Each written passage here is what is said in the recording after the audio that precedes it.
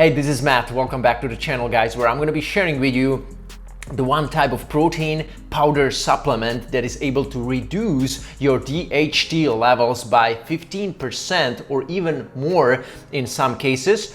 Is it something I would be interested in? I would be looking into why yes or why not. If you are interested, make sure you stay tuned until the end of this video.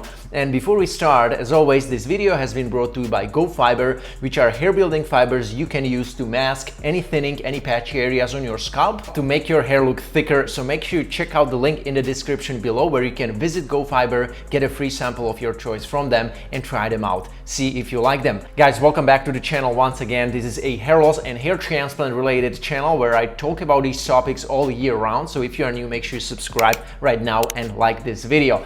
Guys, protein powder supplements, there are so many. They are plant-based, they are animal-based. We are going to be talking more about the plant-based section in this video because soy protein, namely, is the type of protein powder that has been shown to reduce DHT, in some cases slightly even testosterone levels in subjects who were regularly ingesting this type of protein. I have been experimenting with soy protein when I was like 17, 18. It was very cheap. I was a student and I didn't have much money, so I was buying a lot of soy protein back in the days because I was reading about it having like very good amino acid profile, and it's true. It has all the 9 essential amino acids and also great content of BCAAs, branch chain amino acids, leucine, isoleucine, and valine. So from this aspect is good, but I wasn't really concerned about what it does to my hormones back in the days. So let's take a look at it right now because there is one study which was comparing different types, actually just 2 types of soy proteins and the whey protein. In this study, 35 men have been on soy protein isolate for 57 days, and they were taking also 2 different types of soy protein, one with lesser content of isoflavonoids and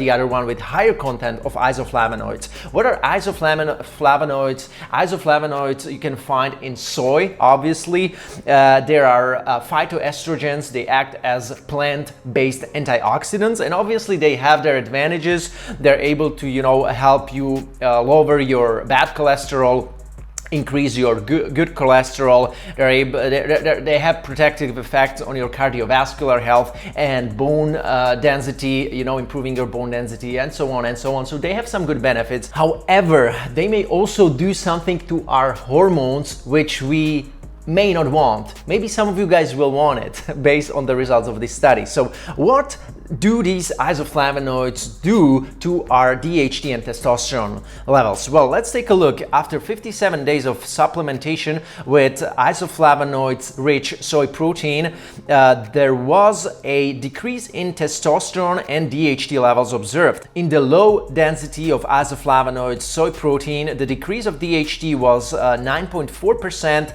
and testosterone 9%, and in the high density of isoflavonoids soy protein, the decrease of DHT was 15% and testosterone 14%.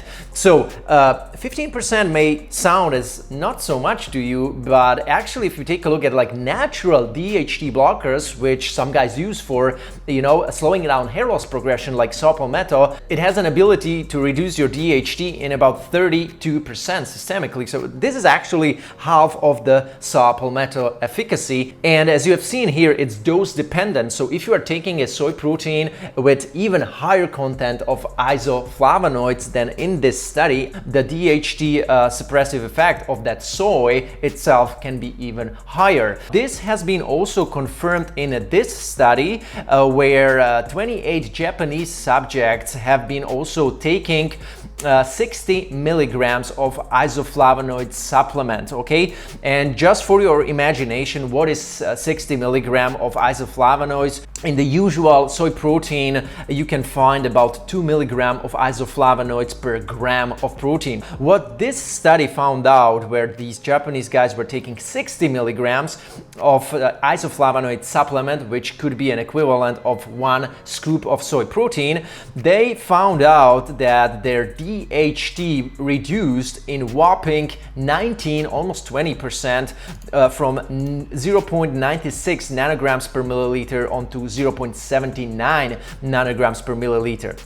Their free testosterone levels also decreased slightly in about 6% from 74.9 on 70.9. Their total testosterone surprisingly increased slightly from 541 onto 576. Their estradiol remained the same, but their sex hormone binding globulin increased, and this is probably as a result of binding more of the DHT and testosterone to it, and thus inactivating these androgens in these subjects. Now let's talk a little bit about how that soy protein, or better said, how these isoflavonoids are able to inhibit that DHT. Will they already start with inhibiting the testosterone production? Will they start by blocking the 5-alpha reductase and thus inhibiting the synthesis of DHT from testosterone? Will it be something like saw palmetto or finasteride type of thing? And the truth is that they actually do not alter the activity of 5-alpha reductase enzyme, which means they do not act as 5-AR inhibitor, unlike finasteride, dutasteride, or saw palmetto do. Because in this study on, I think these were rats, but it doesn't really matter. What they found out, they just wanted to know the mechanism of action of phytoestrogens, and they found out phytoestrogens lower testosterone and androstenedione significantly, and as a result of that, lowering of these precursors of the DHT, and thus we get these 15 to 20% reduction of DHT with regular consumption of soy protein. But what's bad is that you will end up not only with less DHT, but potentially with less testosterone, and this is something that I don't like, because I would much rather just end up with less DHT, but my testosterone should stay the same or even be spiked a little bit, as it is the case if you're taking finasteride. And I did the test before starting finasteride and 4 months after, and you can watch this video, I'm gonna link it here. My total testosterone levels increased, in fact, in 15 to 20% while being on finasteride, and that's the beauty of taking 5-AR inhibitor, which means that only the DHT synthesis will be somewhat suppressed with it, and not the testosterone synthesis itself, as it might be the case with taking soy protein, regular intake of phytoestrogens from soybeans, tofu, and all that stuff. Okay, now obviously if you are a vegan and you need some meal replacement because you hate cooking, you cannot just eat a solid meal every couple hours. If you are working out, then obviously soy protein can be a good choice because of its complex amino acid profile.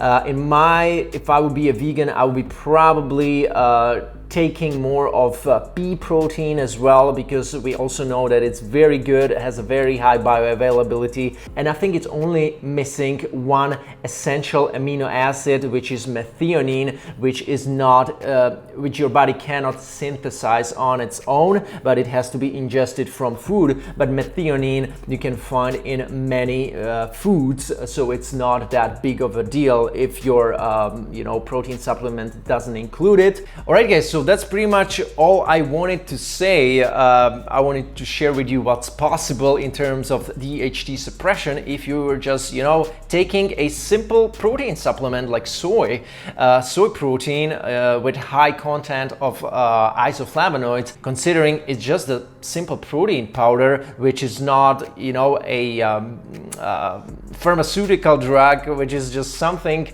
widely available over the counter, and it's able to inhibit your DHT almost like 20% or even more, which is comparable with saw palmetto almost, which is already a pretty serious DHT blocker.